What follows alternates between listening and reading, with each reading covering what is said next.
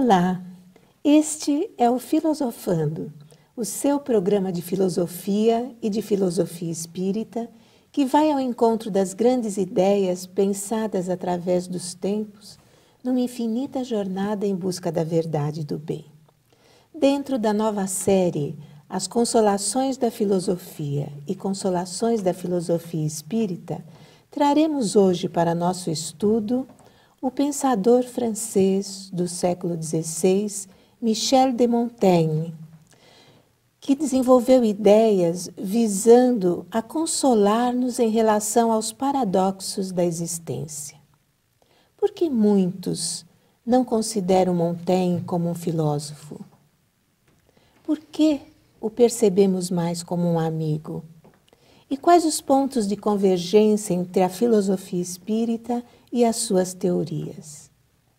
Bem, tudo isso nos será esclarecido pela professora Sônia Teodoro da Silva, fundadora do CEF, o Centro de Estudos Filosóficos Espíritas, que você poderá acessar através do nosso portal de estudos, o www.filosofiaespírita.org.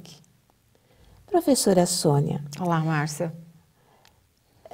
Gostaria que a senhora nos desse assim, um panorama geral da época em que viveu Montaigne, para que nós nos situássemos melhor e o compreendêssemos melhor também.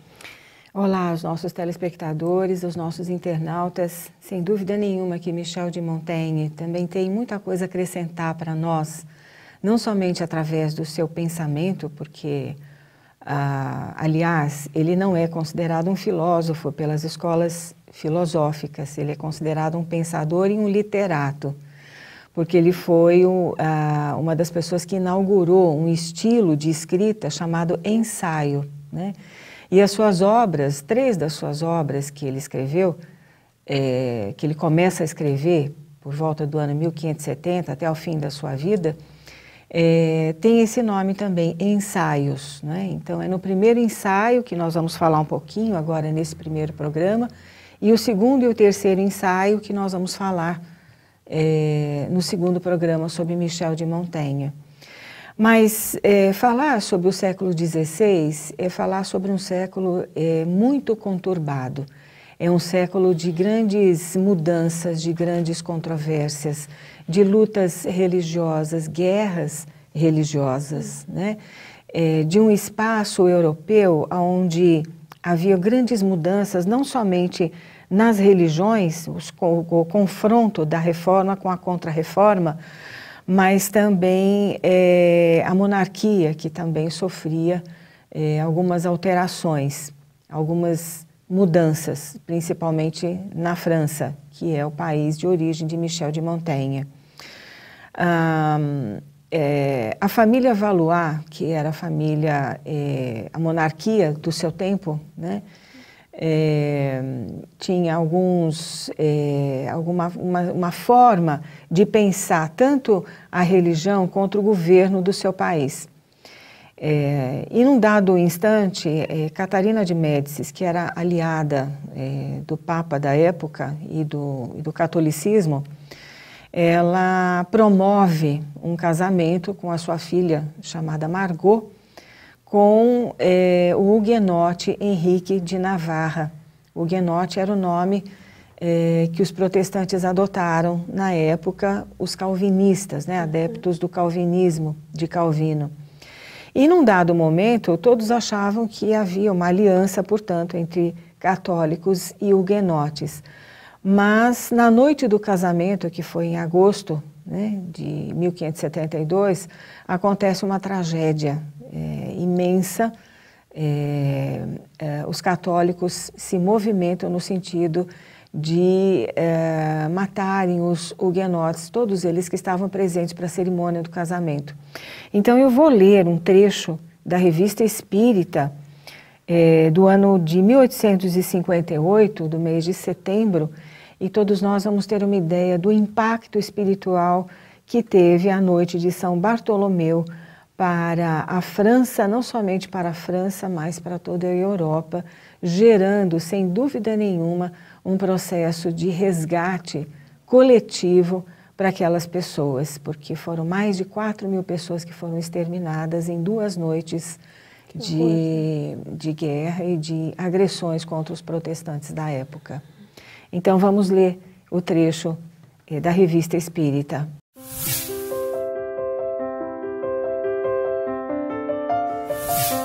Os gritos da noite de São Bartolomeu.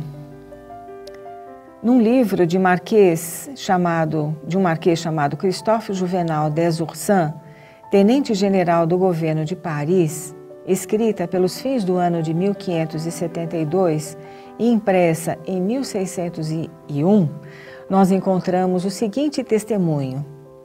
A 31 de agosto de 1572, 8 dias após o massacre de São Bartolomeu, eu tinha ceado no Louvre, em casa da senhora de Fiesque. Durante todo o dia havia feito muito calor. Fomos sentar-nos sob uma pequena latada ao lado do riacho para respirar ar fresco. De repente, ouvimos no ar um barulho horrível de vozes tumultuosas e de gemidos misturados a gritos de raiva e de furor. Ficamos imóveis, trânsitos de espanto, olhando-nos de vez em quando, mas sem coragem de falar.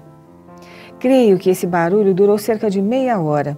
É certo que o rei Carlos IX o ouviu, ficou apavorado e não dormiu o resto da noite. Contudo, não fez comentários no dia seguinte, mas foi notado o seu ar sombrio, pensativo e desvairado.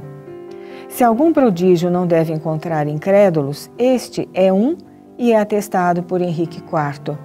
Em seu livro 1º, capítulo 6, página 561, diz Aubigné: várias vezes aquele príncipe nos contou entre os seus familiares e cortesãos mais íntimos, e tenho várias testemunhas vivas de que jamais nolo repetiu sem se sentir tomado de pavor, que 8 dias depois do massacre da noite de São Bartolomeu, havia visto uma grande quantidade de corvos pousar e crocitar sobre o pavilhão do Louvre, que na mesma noite Carlos IX, 2 horas depois de se haver deitado, saltou da cama, fez com que os camareiros se levantassem e mandou dar busca, pois ouvia no ar um grande barulho de vozes gementes, em tudo semelhantes às que se ouviam na noite do massacre.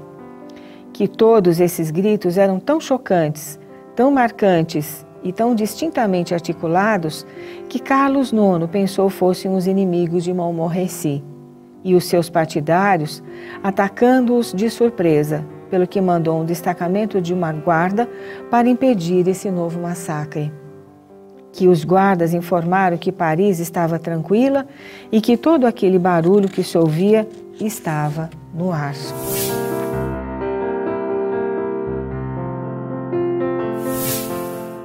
Como nós podemos ver aqui, Márcia, é um testemunho de uma pessoa que vivenciou esse drama, né?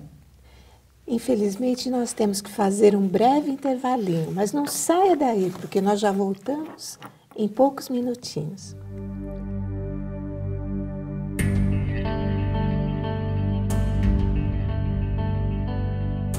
A TV Mundo Maior trabalha para levar luz até a sua casa, mas sabemos que podemos fazer muito mais e melhor. Nós queremos ser referência mundial na implantação do tão sonhado mundo de regeneração. Para isso, nós precisamos saber onde você está, de que maneira você acompanha a nossa programação, que programas que você mais gosta de assistir. Participe pelo site no www.tvmundomaior.com.br/pesquisa. A sua participação também pode se dar pelo telefone ligando segunda a sexta-feira em horário comercial para 2304 9022. Participe! Com você, nós podemos levar Jesus a cada vez mais pessoas, transformando esse em um lugar melhor. Você merece isso. Aqueles que você ama, o mundo merece isso, não é mesmo?